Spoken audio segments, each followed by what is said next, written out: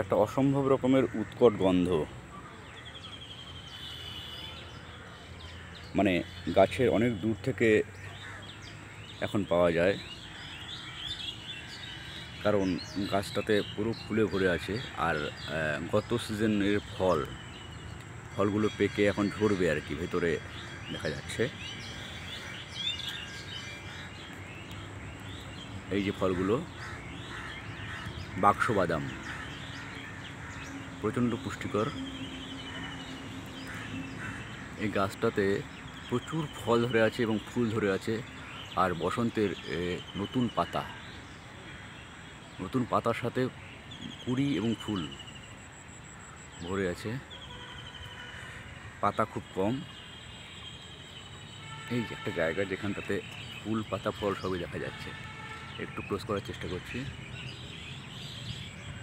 এই যে ফলগুলো ফেটে গেছে, ফেটে সেখান থেকে বীজগুলো বেরোচ্ছে। অ্যাকচুয়ালি বীজটাই হচ্ছে খাবার। প্রচণ্ড ফ্যাট আছে এই বাদামটাতে। বীজটা দেখতে কালো লেয়ারটার পর একটা সাদা একটা লেয়ার, এবং ওটা ফাটালেই সেখান থেকে বাদামটা দেখা যায় সাদা, এবং সেটা খাওয়া যায়। বেশ বড় গাছটা। এই যে গাছের গুঁড়িটা।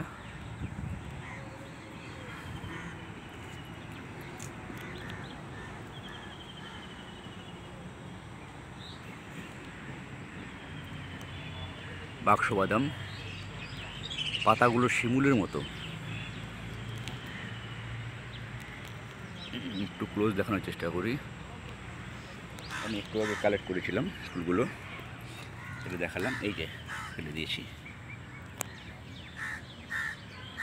এই যে ফুলগুলো, ফুলের কুড়ি। এটা পড়েছিল আর কি, কাক পক্ষী কিছু একটা এরা কেটেছিল, বা তাদের পায়ের ডানার আঘাতে ভেঙে পড়েছে। ফুলগুলো এরকম। এই যে একটা করে কেশর রয়েছে, দেখা যাচ্ছে।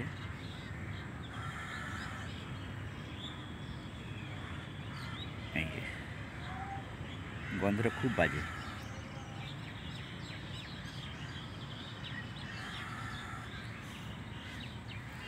এই যে একটা জিনিস পেয়েছি, এটা হচ্ছে ফলের মধ্যে যে বীজটা থাকে, বীজটা এরকম হয়।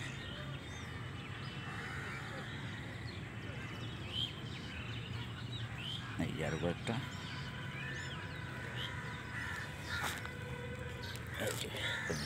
এই বীজটা থেকে ভাঙা যাবে না ভাই, এই লেয়ারটা উঠে যাচ্ছে অটোমেটিক্যালি। চেষ্টা করি, আশা করি সাকসেসফুল হব।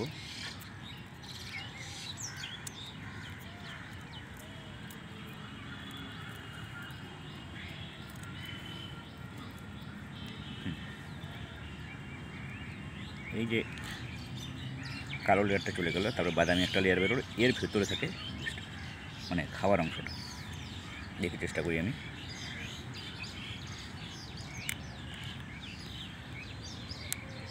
এই যে দাঁত দিয়ে আমি ভাঙলাম। এই যে সাদা অংশটা, এই সাদা অংশটা খাওয়া যায় এবং খুব পুষ্টিকর, প্রচুর ফ্যাট। এই হচ্ছে বাক্স বাদাম, যেটাকে বলি আমরা। মানে বাক্সের মতো একটা খোলা থাকে, সেই খোলার ভেতরে বাদামগুলো সাজানো থাকে। একটা ভালো বড় ফল পেলে ভালো হতো, দেখানো যেত। দেখছি আমি আশেপাশে পাওয়া যায় কিনা। সব গাছে উঁচুতে রয়েছে, আমার কাছাকাছি